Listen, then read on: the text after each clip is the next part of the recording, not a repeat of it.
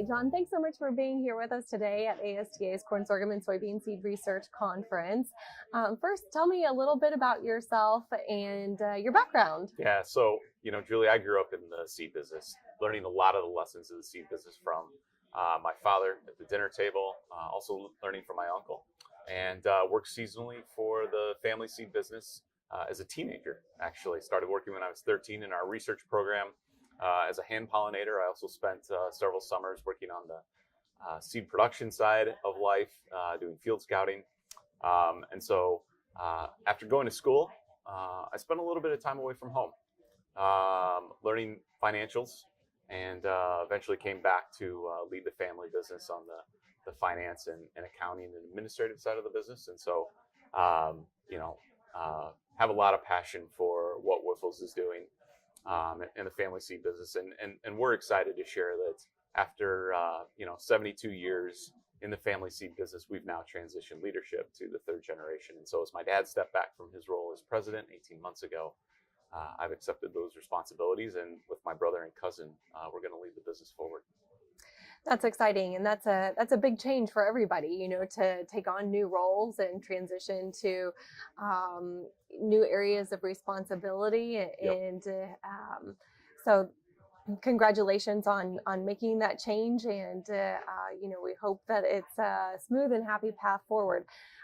You mentioned that you grew up in the seed industry, so it really is in your blood, but you had a chance to step away and kind of do some independent work and grow your professional skills as well. Sure. How has, you obviously have an independent mindset, but how does your independence within the company kind of lead you from a business strategy standpoint? Sure. And set you apart from the competition? Yeah, so what I think independence really means for us is that our independent family ownership really enables independent decision making. And so that allows us really to have a customer first, customer focused mindset as we manage the business. It allows us to be in the field, to have that, conversation with the grower, understand their needs, where we're not meeting their needs, where we need to do better. But then also what's really important to our business is the technology side of it, where we evaluate different technologies and really focus on bringing forward what's best for their farm, what's going to create the most value. From those questions, one of the goals is to double growth. Yep. Over the course of the next 5 years. Is that Sure. correct? Yeah, so we've actually come from a path where we had a vision of doubling the seed business in 2010. We wanted to double in a 10-year period of time. Mm-hmm. We've actually hit that goal ahead of time. We've been able to accomplish that in the last 5 years, and we are looking forward to setting another vision for continuing to grow the business. Fantastic. And so have you set that goal or what is that next big thing, or is that something you guys are working through right now? Yeah, so we're actually working through it right now. This spring, we're going to visit with our team and share some of that with them. And it's more than just about doubling the size of the business, I think. It's really about reconfirming for our people and for our customers and for those that we license technology from why we do what we do. Mm-hmm. And that is really a focus on the American family farmer, focusing on my grandfather's initial vision of helping those neighbors, of improving their crop, improving their production, their profitability year after year. So that's our mission. We want to improve grower productivity and profitability. Our vision is to be the most respected brand in the seed business. And we've also talked a lot about values in terms of what are going to be the most important things for us as we build our team and build our culture to ultimately be successful. That's one of the things I love about a lot of the independent companies is that, you really come from a farming mindset and a farming background, and not to say that others don't, but, that's something that you can tell everybody is very passionate about. What is something that the plant breeders and your kind of research team is interested in and focused on right now? Yeah, so I do want to start with what you just said there around being a farming first operation. I think that's really true about our business today.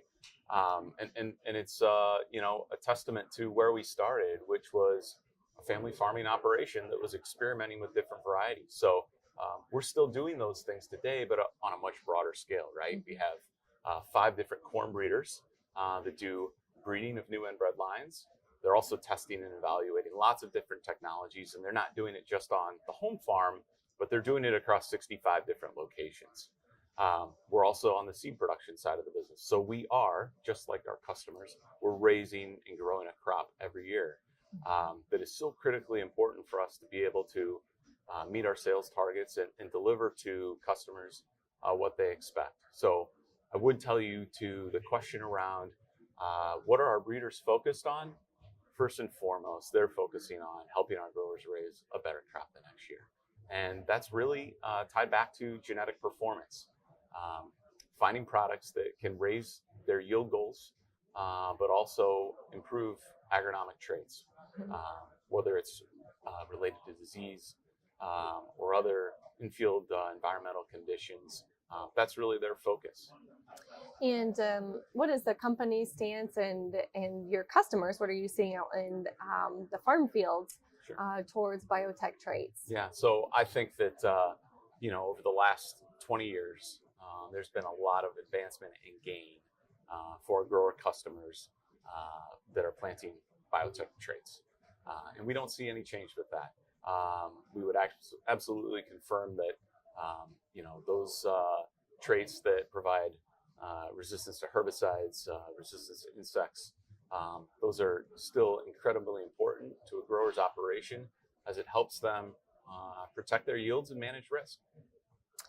And talking about risks, that's a great segue into my next question is, what do you see as the biggest headwinds in the coming years? Yeah, so I think, when you look 10 years out, one of the things you really have to appreciate and think about very diligently is what it's going to mean for the grower customers that we work with, right? For the last 5 years, they have been fighting a battle of survival. And so, I don't see anything in the near term that's going to change. But what I do think is really important is that this is a competitive business where these growers need to be raising more bushels. And so I don't think you can, for a second, take your foot off the accelerator as it relates to the seed and the technology that comes along with that seed. So, we need to be cognizant of that, but we also do need to continue to invest.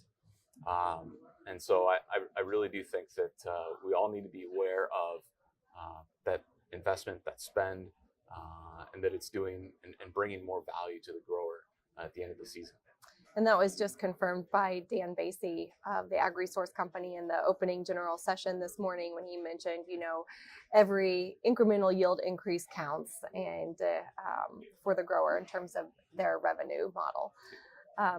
It really does. And I think that, this is a long run business, right? You can't expect to make monumental gains in a 12-month period of time. You got to have perseverance. You got to have a long view. And so continuing to realize that those gains may be a little bit incremental, but over the long run, they're going to add up, I think is really important. Mm-hmm. And I think we're 5 years into maybe a 7-year cycle from some of the economists that I've talked with. So maybe just another year or two before we start to pull out of that downfall in terms of the revenue side of things. How have the mergers and acquisitions in the industry impacted Wyffels? The mergers and acquisitions, obviously we're focused on our business first and foremost. But I do think that one of the things that we see is that as these companies combine, that's not an easy thing to do. It takes a lot of time and attention. In some cases, it takes resources to build a new organization. So it also, I think, is going to result in some change. And so for us, so much of our business and our success is built upon trust, and it's built upon relationships. And so as there's change in people, and there's an opportunity for us to continue to do what we've done, I think that that's an opportunity for us to capitalize. As a family business that's been working on this for 72 years, we really do believe that that brings great consistency to the message we have at the farm gate.